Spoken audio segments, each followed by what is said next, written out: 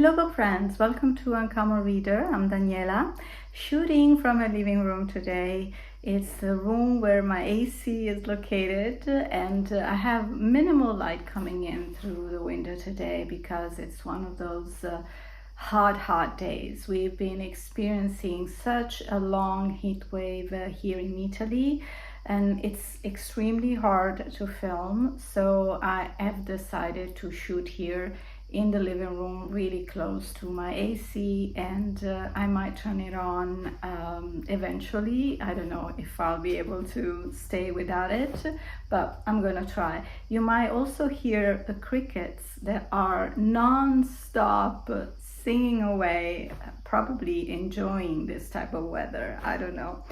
I'm having a hard time. But anyway, I'm here today to talk about my July reading plans, which sort of have been highly inspired by my upcoming vacation. I will be staying in Paris for 12 days. I cannot wait. But first, I'll have to enjoy 4 days in Sicily. So I've chosen some reads to come along with me for that journey, which will start on July 12th. And in the meantime, I'm going to tell you what I'm going to be reading here at home for about 10 days. So I've picked up again my beloved Baldwin's biography by Nicholas Boggs. And oh my gosh, I can't tell you how much I am enjoying this book. I've just read actually the prologue and I've made such a mess of these pages, highlighting so many parts, and I find Boggs' style very engaging. So I look forward to keep reading this book that, it's going to take me a while because it's not one of those books you're just, reading through as a page turner. You just want to savor it. So I picked up this book again after purchasing it last year at Moe's in Berkeley.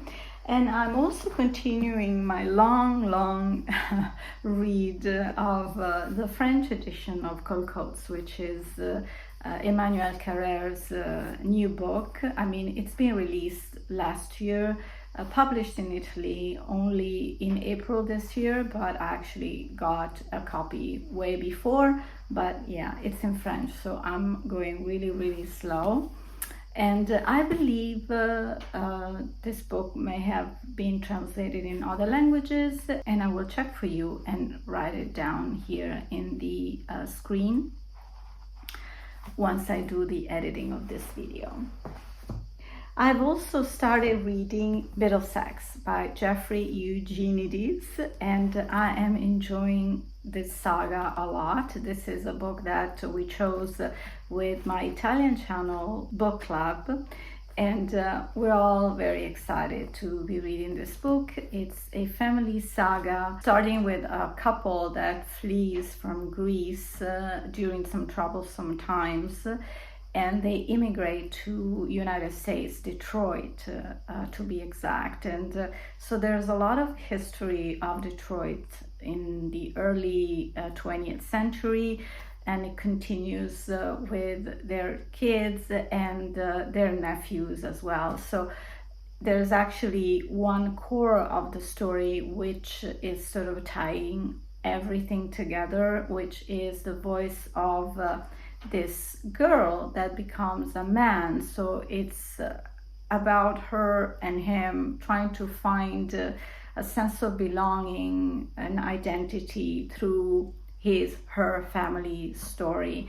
So it's very entertaining and humorous, but also it's a saga, it's a historical novel. It has a lot of great interesting elements. So almost midway, and I hope to finish it before I leave for my vacation. Oh, and I was almost forgetting, this is actually an addition to my list of books for Big Books Summer Challenge, as I'm going to start reading another book that I did include in my list, The Last Man by Mary Shelley. This will also be a buddy read with my Italian channel. There is this girl I've just connected with, and she is specializing in dystopian reads. So I look forward to read this with her. And I believe I already mentioned something about this book being about a very bad pandemic and just having very few people remain in the planet. And this is considered like another of the pioneer books of Mary Shelley in the sci-fi genre after Frankenstein, of course. I'm so looking forward to read this one. And I actually already read the preface, which was explaining the time in the life of Mary Shelley when she started writing this book and what inspired her. So yeah, this is going to be a great read, I'm sure. So the next books are all French inspired, most specifically in Paris. And I'm returning to my beloved Simone de Beauvoir with the Inseparables, the English cover, which is inspired by her friendship with Zaza, which was the first girl that Simone de Beauvoir befriended when she started going to school. And in her autobiographies, Simone de Beauvoir always talks so fondly of Zaza, and this is a story inspired by their friendship. And set during or after World War I. So I will be reading this when I'm in Paris. I also picked up The Outsider by Albert Camus, and this is my first read by Albert Camus. He was a Nobel Prize winner for literature, of course, in 1957, and he's considered one of the highest voices of the existentialism, which was a movement, literary movement that included Simone de Beauvoir and Jean-Paul Sartre.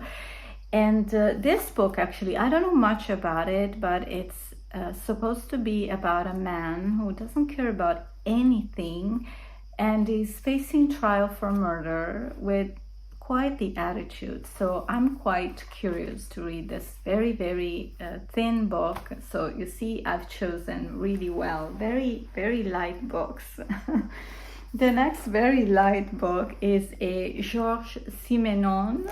I believe this can be considered like a I'm not sure a thriller, but it's like a mystery book, although it's a story about a woman with a very sinister, mysterious past who meets a man in a bar in Montmartre, and so we'll see what happens to her. And I usually enjoy Georges Simenon books because there are mysteries, but they're very psychological. So you're invested not only with a mystery to solve, but also finding out more about the reasons why characters act the way they act.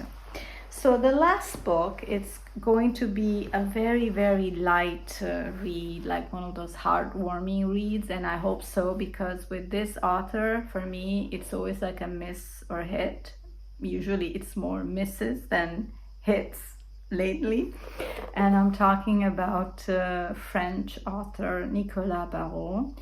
He's famous for his romance stories set in Paris, and this one is specifically set in Montmartre, one of my favorite areas in Paris. And this is Love Letters from Montmartre, and you'll see the English version cover in the screen.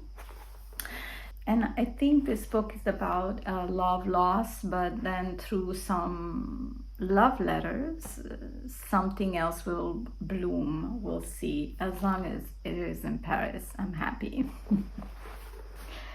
Well, that's it. So this is what you'll find me read this month, and I look forward to share some moments of my vacation with you as well.